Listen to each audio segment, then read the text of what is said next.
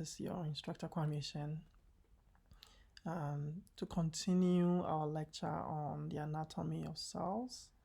We are looking at prokaryotes versus eukaryotes in terms of the differences between these cells. We looked at the cell membrane, looked at movement across membrane, started looking at the organelles in prokaryotes, and we got to the cytoplasm. Now, inside the cytoplasm, you have cytoskeleton, and cytoskeleton, a series of proteins that runs through the cytoplasm as either channels or structures that give rigidity and some integrity to the cell.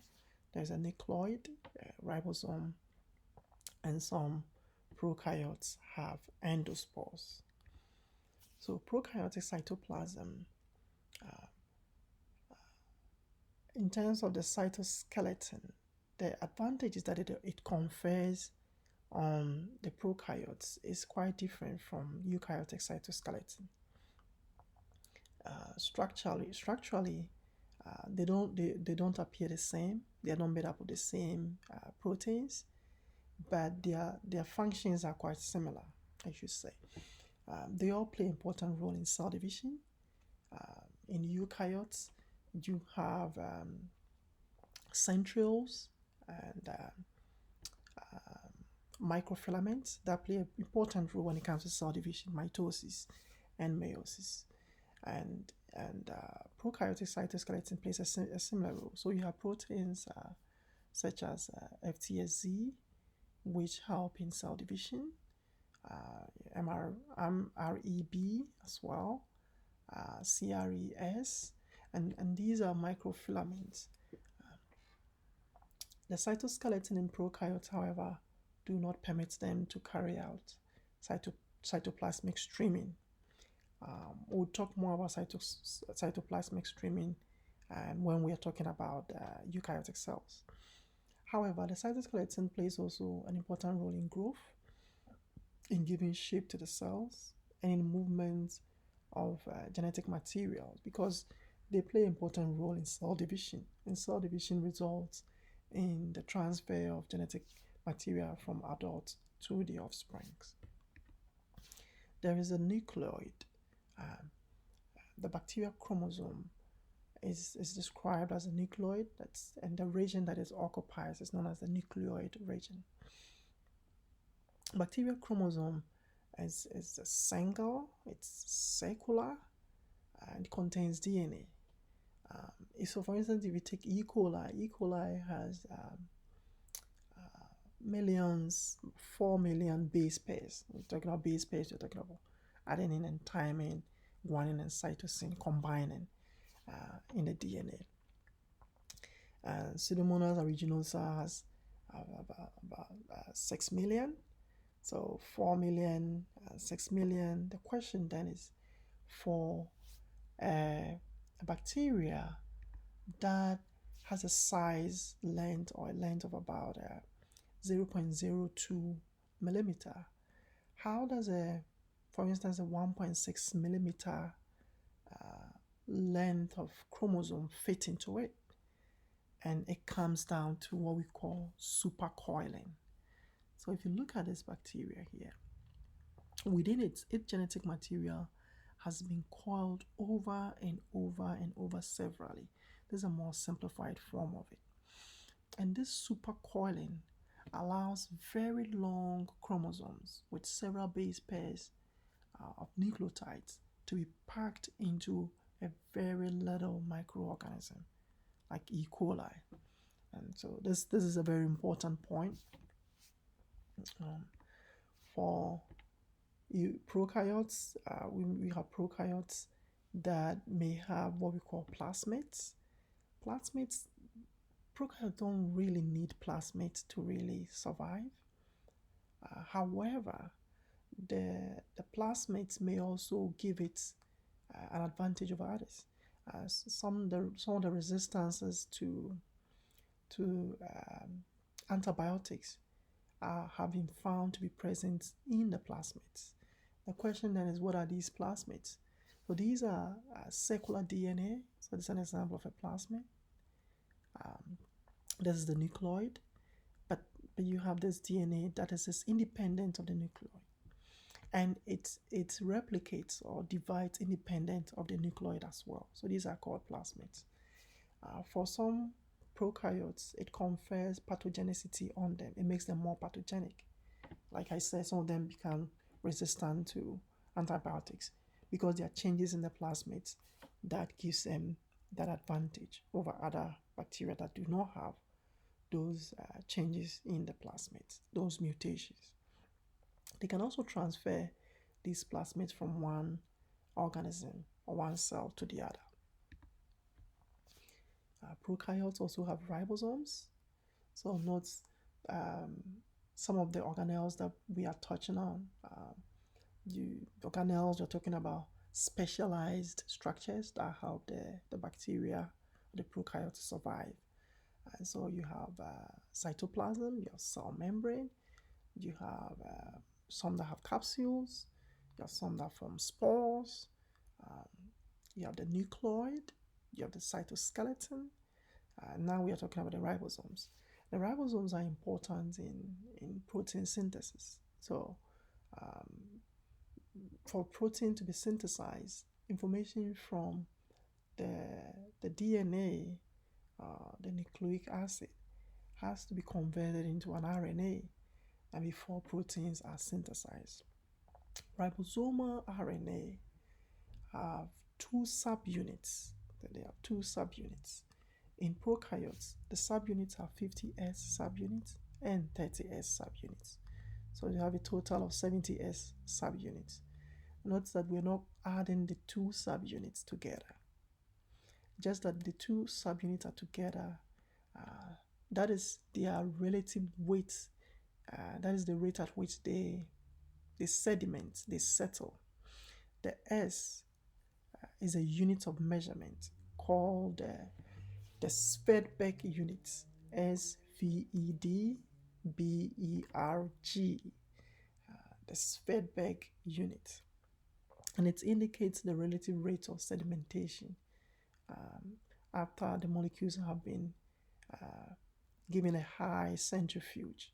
So they have been centrifuged, spin at a very high rate. So think of S as size, not weight. So when you put the two subunits together, that's the size that you have. And these days they exist separately as 50S and 30S. And because of this difference, this is different from what exists in eukaryotes. Because of this difference, we can actually synthesize antibiotics that specifically can target just these ribosomes and not that of eukaryotes. There are certain prokaryotes that will also accumulate or store resources within themselves so that at a later time when there is scarcity, they can rely on them. So we have prokaryotes that will store lipids and polysaccharides or even gas, and others that also will store iron, which we call magnetosomes. And this is an example of a bacteria that has stored iron within it. Certain prokaryotes are endospores, so they're able to form spores, and spores give prokaryotes the ability to survive very harsh conditions when resources are depleted, and so they can resist ultraviolet radiation, scarcity of water, very high temperature, very freezing conditions, even disinfectants. They're able to survive them, and they could do that for thousands of years until conditions are good again, and then they will germinate again.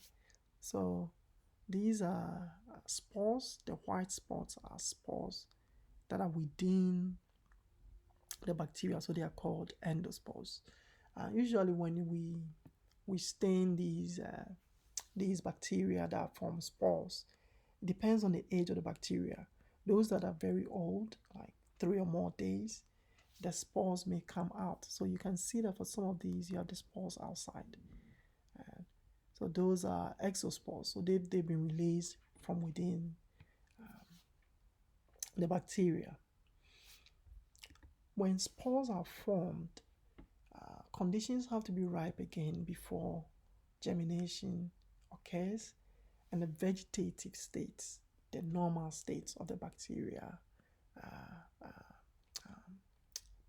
reverses or comes into action again. For instance, this is the process. If we take Bacillus subtilis, which is an example of a sporulating bacteria, that's a bacteria that forms spores.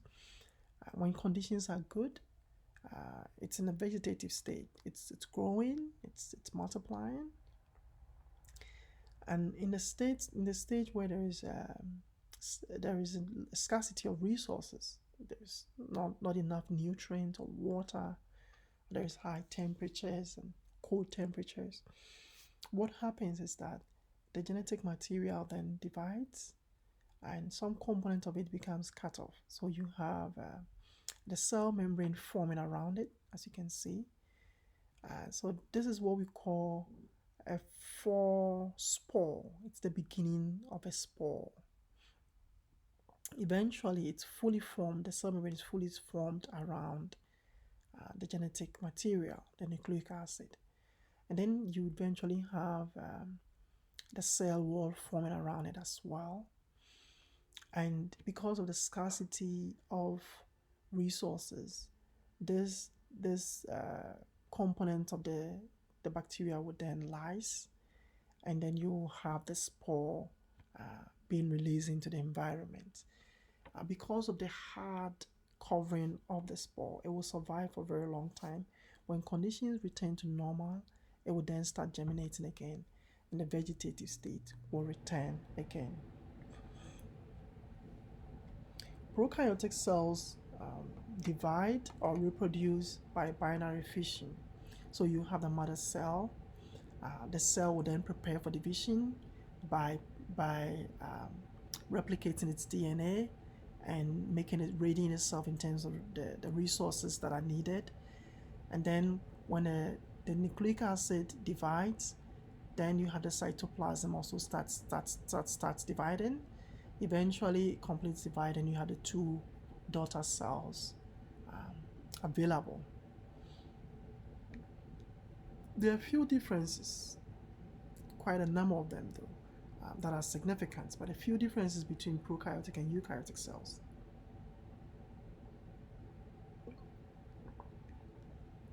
If we look at a flagella, for instance, a flagella in the cilia are short and many. When we looked at the structures on the surface of the bacteria, we saw fimbriae, we saw pili, and those are very important structures that they need to form biofilms and the likes.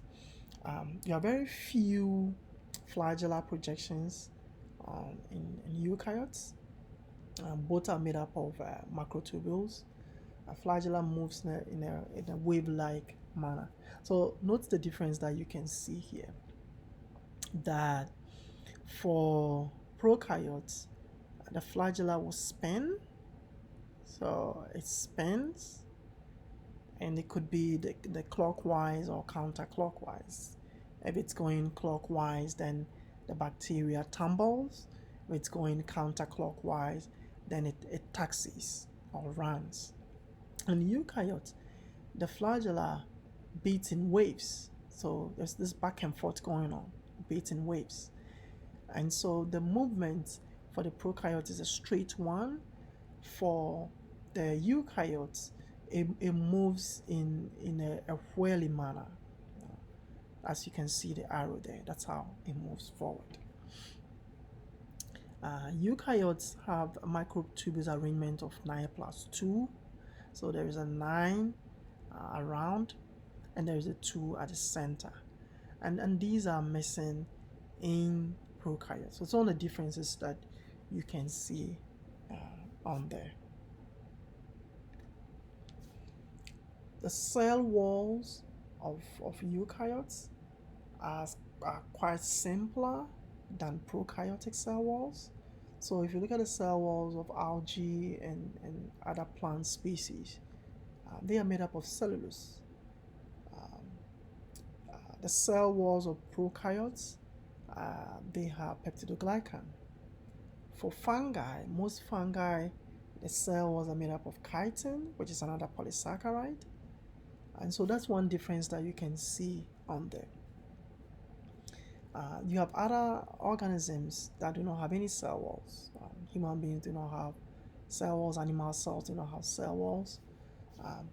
But the plasma membrane may be covered by glycocalyx, a gelatinous layer, very sticky, jelly, that will be found on the surface, which also helps with cell-to-cell recognition. Similarities in terms of structure and function of the plasma membrane of prokaryotes and eukaryotes.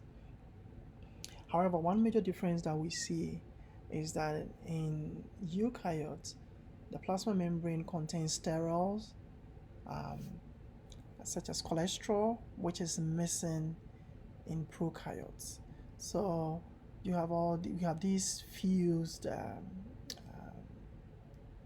rings of carbon, which are these unique features of sterols, and that are part of the cell membrane. And this is a component that is missing in prokaryotes. The plasma membrane of eukaryotes is able to transport substances into the cell using a number of processes. So you have phagocytosis, pinocytosis, and receptor-mediated endocytosis. And these are all endocytosis in terms of the end results. They are bringing substances into the cell, so endocytosis, into the cytoplasm. So for phagocytosis, you have the cell membrane evaginating once it comes in contact with a food particle, large food particle, then forms a membrane around it, and then digestive enzymes are released into the vacuole. The contents are dissolved, and then it's used for the cell's activities. Pinocytosis, what happens in that instance is that we have dissolved food particles or nutrients that are in water that the cell needs. So what the cell does is that it also forms, evaginates, it forms a vacuole around it and brings it into the cell. And that is described as pinocytosis. These two processes, phagocytosis and pinocytosis, do not involve the use of receptors, surface receptors. However, we have receptor-mediated endocytosis, where surface membrane receptors are used. So there's a lock and a key. So you have ligands, the molecules of interest. Once they come into contact with specific receptors on the surface of the membrane, it triggers the formation of a vacuole around the food particle. And then they are brought into the cell. They are then broken down and used for the cell's metabolic activities. In the cytoplasm of eukaryotes, we have a cytoskeleton, just as you have cytoskeleton in prokaryotes. You have nucleus, which is missing in prokaryotes. They have nucleoid, and then there's ribosomes, which are also present in prokaryotes, and organelles, which are also present in prokaryotes, different types of organelles though.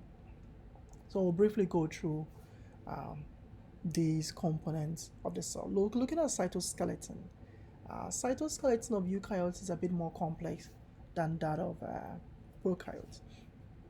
To begin with, we see in terms of the structure, of course, they serve similar roles in terms of shape and transport and movement, but the kind of movement that happens in eukaryotes is missing in prokaryotes.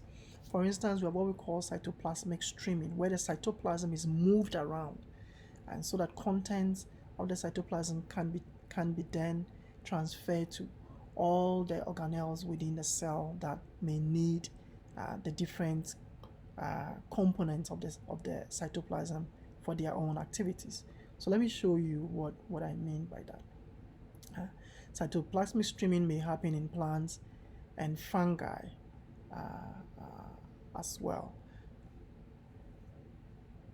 So here you see that all the organelles and the contents of the cell are being moved around, mainly the liquid part.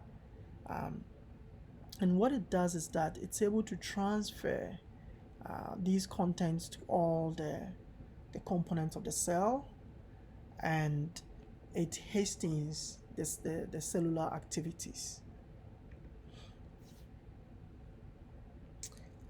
Other organelles that we see in eukaryotes, you have the nucleus, endoplasmic reticulum, the Golgi apparatus, among others. So for the nucleus, which is missing in prokaryotes, the nucleus of eukaryotes contains almost all the hereditary material. And note that I say almost all because it doesn't contain all the hereditary material. Okay. It has nuclear pores. We have these pores in there, which allows for messenger RNAs that are synthesized to be able to pass through the nucleus and be released into the outside of the nucleus, into cytoplasm. Then there are histones. There are histones which are proteins that we find in eukaryotes around which DNA is tied. So you have the DNA molecules are tightly arranged around histones. In this case, these are core histones. DNA is wrapped tightly around it, and then as they are wrapped tightly around it, they're then condensed or packed. So you have condensed chromatin, which is condensed further until you have chromosomes as the end result. And then you have several of these that are packed into the nucleus of the cell. You would remember that in prokaryotes you have a similar thing. It's not the same, very similar. The only difference is that in prokaryotes there are no histones. Then there is supercoiling that takes place in prokaryotes, which is missing in eukaryotes. Eukaryotes make use of histones. There is endoplasmic reticulum. Endoplasmic reticulum may be described as either rough ER or smooth ER. Rough ER is continuous with the nuclear membrane, so you have the nuclear membrane. Rough ER is attached to it, and it's a continuation of it. The outer surface of the rough ER has ribosomes that are attached to them. So these are sac-like networks that you find within the cytoplasm. Smooth ER has no ribosomes attached to its surface. Smooth ERs are involved in the synthesis of fats and lipids and steroids. The rough ER is associated with the protein synthesis. The eukaryotic ribosome is also different from the prokaryotic ribosome. It is called the ATS ribosome. So they both have ribosomes, so that's one similarity. But the difference is that the eukaryotic ribosome is ATS ribosome, the prokaryotic is 70S ribosome. You find both free as well as attached ribosomes, those that are tied to the surface of the rough endoplasmic reticulum. The free ones are heavily involved in protein synthesis. The attached ones are also involved in protein synthesis, in that they help in transporting or exporting synthesized protein to the Golgi complex, which in turn processes it and excretes it out of the cell. Now, the subunits of the eukaryotic ribosome are 40S and 60S. In prokaryotes, you have um, the subunits being 30 and 50S. So that's one difference that you should note as well. The Golgi apparatus is known as the packaging center of the cell. It is where molecules that have been synthesized are wrapped around excretory or secretory vesicles and released into the cell or into the environment outside the cell. And so you would have a transport vesicle coming from the raw endoplasmic reticulum. It is then given to the Golgi apparatus. It does modifications to it, and you end up with a secretory vesicle, which is then it fuses with the plasma membrane, and the contents are released into the outside of the cell. Mitochondria is also a very important organelle in eukaryotes. Mitochondria has 70S ribosome. It has its own secular DNA. Note the shape, it's a secular DNA. It has its own secular DNA. It's able to replicate on its own, do its own transcription, synthesize its own proteins. It can grow and divide independently. It is described as a powerhouse of the cell, because that's where cellular respiration takes place and energy is generated. The DNA that you find in the mitochondria has about 37 genes, and they are all important for the normal functioning of the mitochondria. Diseases, however, that are inherited through the mitochondria are inherited from our mothers. So what it then means is that the mitochondrial DNA that we have in our cells as DNA that are contributed to us or given to us from the maternal mitochondrial DNA. The chloroplasts that are found in algae and plants contain chlorophyll. Chlorophyll has the ability to trap the sun's rays and use it to synthesize food by the process of photosynthesis. Like mitochondria, they also have a 70S ribosome. Note the similarity. And they have DNA and enzymes as well.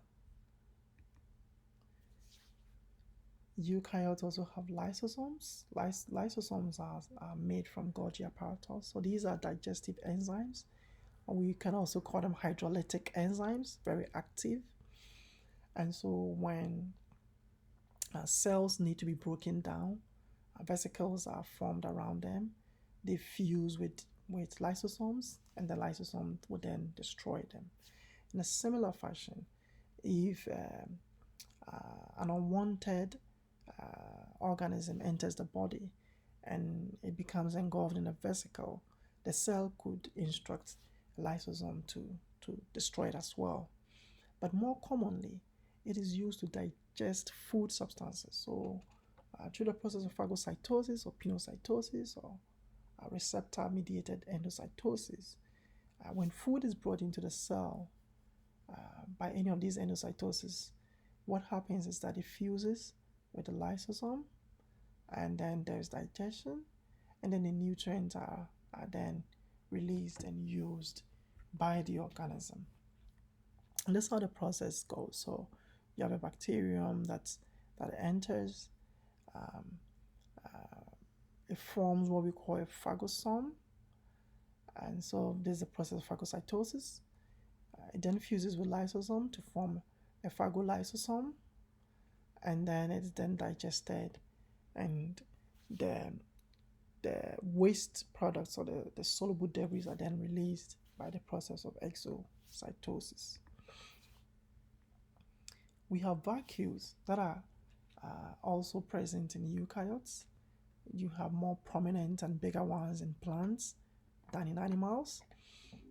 They serve a variety of roles. And so it's like a cavity that has been enclosed by a membrane. They may form a storage center in a cell where water could be stored, especially in plants. It could also serve as a temporary storage area for food when food is brought in by endocytosis. It's also a place where waste can also be stored temporarily before they are released into the outside of the cell. Then you have centrosomes. Centrosomes are involved in cell division. And so during cell division, you have centrosome migrating to the edges or the poles of the cell. You have chromosomes lining at the equator, and then microtubules becoming attached, and the process of mitosis or meiosis then occurs. The question then is, how did eukaryotes arise? How did they evolve? Because if we look at prokaryotes, the question is, how did it move from having this very simplistic basic cell structure develop into all this more complicated cell structure with Chloroplast and Mitochondria and all these other very complex components? So one theory that attempts to explain that is known as the endosymbiotic theory. The endosymbiotic theory is the concept, is the hypothesis, the explanation that the eukaryotes that we see now arose from larger bacteria. So there was a large bacteria that lost its cell membrane, and then it engulfed a smaller bacteria that still had its cell membrane. And so that became a mitochondria, and another event of a sort happened, and a bacteria that had its cell was still intact, but was a photosynthetic bacteria, was also then engulfed, and that became a chloroplast.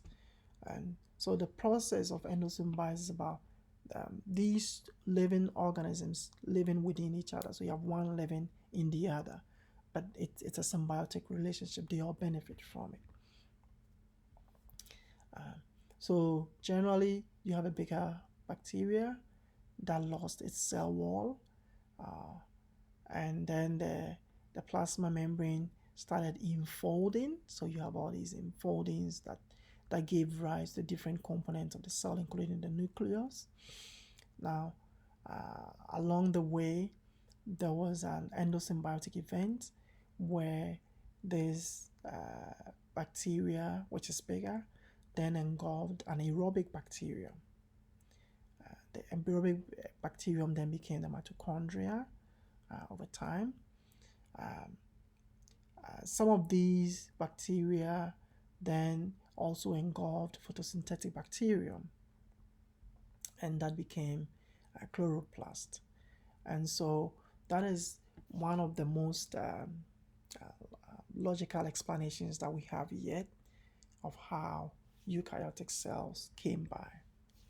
So the endosymbiotic theory is backed by a number of evidences, and among them is the fact that for mitochondria and chloroplasts, they have their own circular DNA, just like prokaryotes. They have 70S ribosomes, just like prokaryotes, and they can replicate independently, suggesting that they perhaps used to be independent, and that is how they still retain that characteristic. So in the form of a table, this is a summary of the differences and some similarities that we see between prokaryotes and eukaryotes. In terms of the sizes, there is a huge difference. In terms of nucleus, prokaryotes do not have a nucleus, eukaryotes do have a nucleus. In terms of organelles, you have these organelles missing in prokaryotes, but prokaryotes have some organelles. But these are not the typical organelles that we see in eukaryotes that are membrane bound. They all have ribosomes, but they are different in terms of their sizes. 70S, you have 80S, the absence of mitochondria, ribosomes, and DNA in prokaryotes, but present in eukaryotes. The absence of histones in prokaryotes, present in eukaryotes. The absence of supercoiling in eukaryotes, but present in prokaryotes. So, presence of peptidoglycan in a cell wall of prokaryotes, but you have either cellulose or chitin that is present in the cell wall of eukaryotes. So you have a number of differences and similarities as well. So this brings us to the end of the anatomy of cells, prokaryotic cells versus eukaryotic cells.